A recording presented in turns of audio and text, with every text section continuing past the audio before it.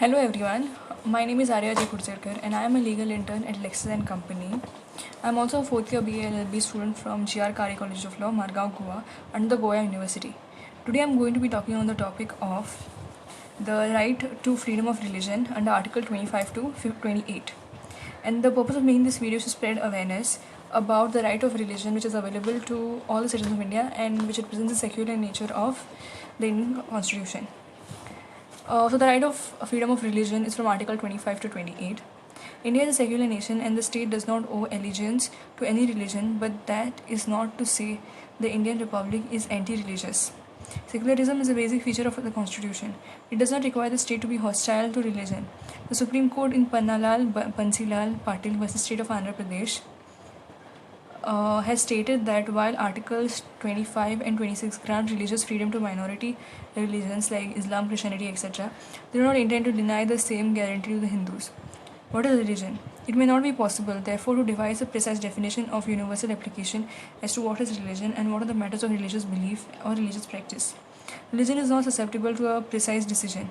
It is a matter of faith and belief. Religion is not identical to dharma.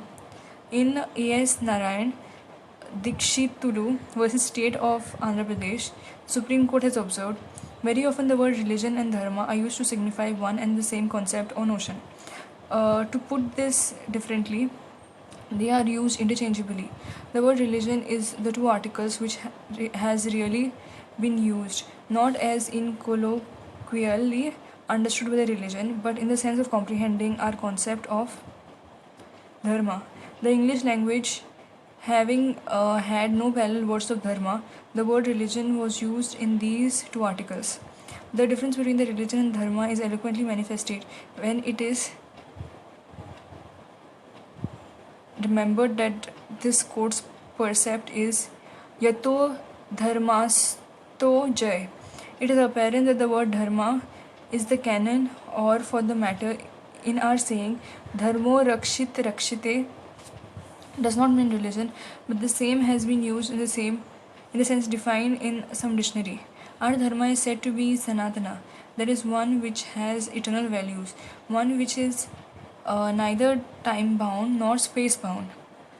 It is because of this that Rig Veda has referred to the existence of Sanatana Dharmana. The concept of dharma, therefore, has been with us for time immemorial. The word is derived from the root DHR, which denotes upholding, supporting, nourishing, and sustaining. The word religion, as used in Articles 25 and 26 of the Constitution, cannot be confined, cabined, or cramped to what is generally thought to be religion. The distinction between religion and dharma has also been explained by saying that religion is enriched by visionary methodology and theology, whereas dharma blooms in the realm of direct experience.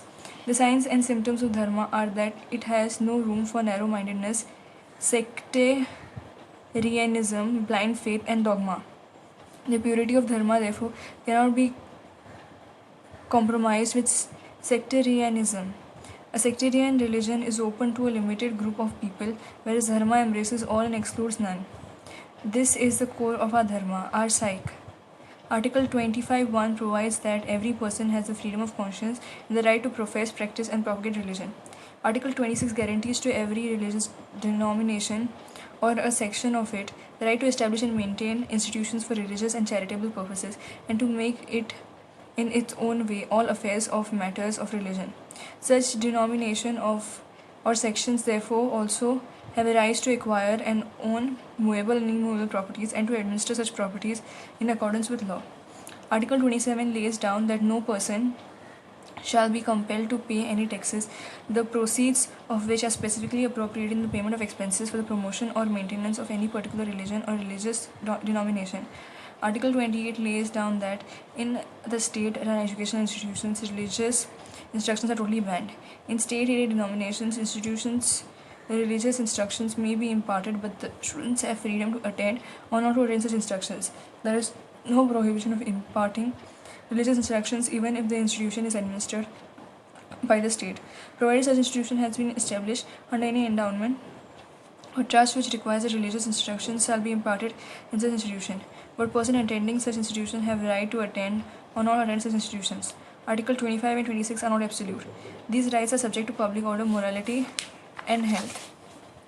So please do like, share, and subscribe and comment on my video, and do like and subscribe our channel LexClick, and make sure to press the bell icon to get notifications when we post a video. Also, please give me a feedback on this video and previous videos which you can see on this YouTube channel.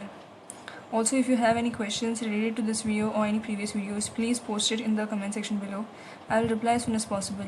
Lastly, this video doesn't solicit any type of promotion or advertisement as per the guidelines of Bar Council of India. The sole purpose of making this video is for educational purposes only.